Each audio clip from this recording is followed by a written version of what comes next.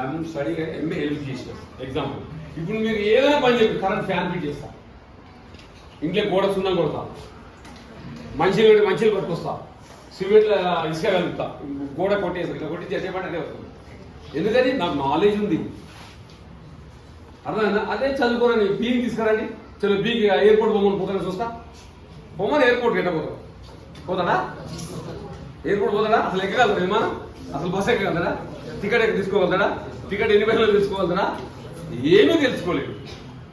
Because ఆయన చదువుకోలేదు. కాబట్టి దీనికి ఇంపార్టెన్స్ ఉంది. చదువుకున్న వ్యక్తి ప్రతి ఒక్క పని చేయగలడు. ఒకటే గుర్తుపెట్టుకో, చదువుకున్న మనిషి ప్రతి ఒక్క పని చేయగలడు. అసలు చదువుకు పనికి సంబంధం లేదు. అవునా కదా? మేము ఉన్నాం, పోలీస్ డిపార్ట్మెంట్లో వచ్చినాం. మేము రైఫిల్ కాల్చి ఉన్నాం 10th క్లాస్లో.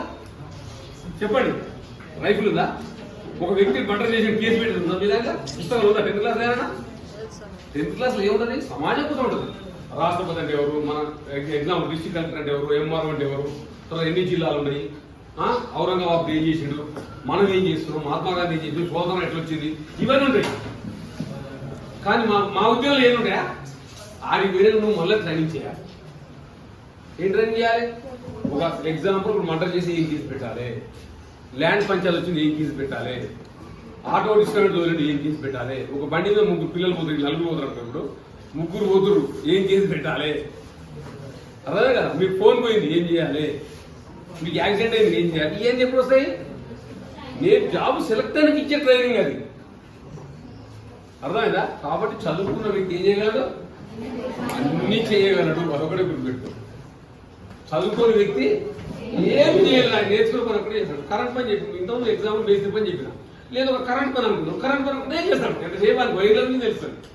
ఎర్ర వైపు కరెంట్ వస్తుంది, పచ్చ వైపు వస్తుంది. దానికి మైనస్ తెలుసు, ప్లస్ తెలుసు. ఓన్లీ ఎర్రది పచ్చదంట. ఇది ఓకేనా? కాబట్టి చదువు ఇంపార్టెన్స్ తెలుసుకున్నారు. చదవాలా వద్దా? యా.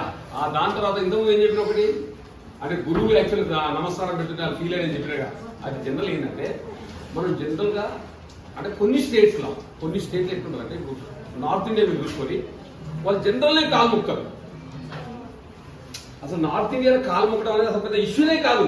అది ఒకటి అనవసరం అంతే. అసలు ఇంట్లో పోతే నేను కాలు మొక్కి అనవసరం అంటారు అంతే. మన కాడికి అనవసరం వచ్చిన కూర్చోపోయి అంటే మన దగ్గర అంటే మన సంస్కృతి అది ఎక్కువ శాతం. కొన్ని క్యాస్ట్లలో అట్లా కాలు మొక్కి సిస్టమ్ ఉంది కొంత. అయితే ఆయన అబ్జర్వేషన్ ఏంటంటే, ఆయన పిల్లల అబ్జర్వేషన్లో కొంతమంది ఫీడ్ అయితే నమస్తే పెట్టారట తల్లిదండ్రులకు. అయితే ఆయన ఏమంటున్నాడంటే, భయం అనేది నేర్పొద్దు అంటాడు ఆయన ఉద్దేశం. భయంగా నేర్పొద్దు. ఒక బుక్ ఉంది, స్టూడెంట్ ఉంది, బుక్ ఉంది, టీచర్ ఉంది. అవునా కదా? టీచర్ ఉందా? మధ్యలో బుక్ ఉందా? స్టూడెంట్. అంటే ఈ బుక్ని టీచర్ స్టూడెంట్ ఎక్స్ప్లెయిన్ చేస్తుంటాడు. నీకు తెలిసిందే నువ్వు పోరాడాలి. సార్ చెప్పిందే కరెక్ట్ కాదు ఏడా. సార్ సుపీరియర్ కాదు. అవునా కదా? పోలీస్ సుపీరియరా, కలెక్టర్ సుపీరియరా, ప్రైమ్ మినిస్టర్ సుపీరియరా, ఎవరు సుపీరియర్ కాదు. ఒక సబ్జెక్ట్ వచ్చాడు ఎవరు సుపీరియర్ కాదు. నీకు విషయం మీద ఇప్పుడు బిజీ మాట్లాడింది, ఏమని మాట్లాడింది? ఏ సార్ చదువుకున్నా కుట్రదే అన్నది. ఆమె ఇష్టం అది. దాన్ని ఫైట్ చేయొచ్చు. ఫైట్ చేసి లాస్ట్ ఓడిపోతా తెలుస్తుందని ఆమెకు ఉన్నటువంటి టాలెంట్ కూడా తెలుస్తుంది. అట్లా కాదు. అట్లా స్టూడెంట్స్ అంటే ఎట్లా అంటే ఈ జబర్దస్త్ కాలు మొక్కేయడం, వాళ్ళకి ఇష్టం లేని పని చెప్పేయడం, వాళ్ళ స్టూడెంట్ బాగా నేర్చుకోడు అని చెప్పే ఉద్దేశం ఉంటుంది ఆయన రాసింది. అది మీకు ఎక్స్ప్లెయిన్ చేసిన. సో అయితే అసలు విషయం ఏంటంటే, ఇప్పుడు మీరు ఎస్ఎస్సీ వాళ్ళు చెప్తున్నారు ఫస్ట్ 9th తర్వాత తీసుకున్నారు కొన్ని ఎగ్జాంపుల్స్. ఎస్ఎస్సీ వాళ్ళకి ఏంటి, రేపు ఎగ్జామ్స్ రాయాలి ఫస్ట్ మీరు. అవునా కదా? మీ పేపర్లు అదే ఇక్కడ మొన్న నేను పోయిన భాగం ఇక్కడికి వచ్చినా సెంటర్ చూసిన మనం ఇక్కడ వచ్చిన ఎగ్జామ్ డ్యూటీ. అయితే మీ యొక్క ఎగ్జామ్స్ అనేది ఇక్కడ జరిగిన తర్వాత మీకు సెంటర్ వేరే కాడ పడుతుంది. ఒకటి రెండోది మీ పేపర్లు వేరే డిస్ట్రిక్ట్లో తిప్పుతారు, రంగారెడ్డి తిప్పుతారు. అర్థమైందా? మీ పేపర్లు నల్గొండ, నిజామాబాద్, ఆదిలాబాద్, మహబూబ్నగర్ ఏదో ఒక డిస్ట్రిక్ట్ వెళ్తుంది అన్నమాట.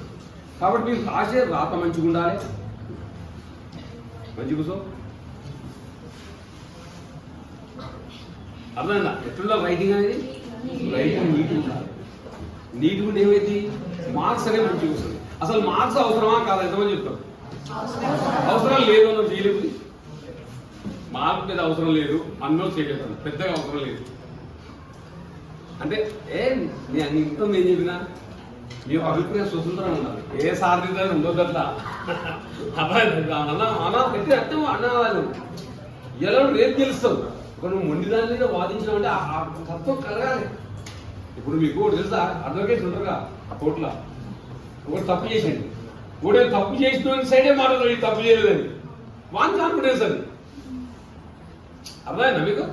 కాబట్టి నీ కాన్ఫిడెన్స్ పెట్టుకో, తర్వాత తెలుసుకోవాలి నేను తప్పు మాట్లాడే కానీ నువ్వు తెలుసుకొని రియలైజ్ కాదు, అప్పుడు సబ్జెక్ట్ అనేది వస్తుంది అన్నట్టు. అట్లా నేను ఏమంటానంటే రైటింగ్ మార్కులు అవసరం లేదు అంటూ లేరు ఎవరుంటే ఒక దీంట్లో చాలా కొటేషన్ చెప్తున్నారు అందరు మార్కులు గ్యాన్ టీవీలలో దాంట్లో దీంట్లో అంటారా, ఏ మార్కులతో ఏమో నేను తెలివి ఉండాలంటారు, అవునా కదా?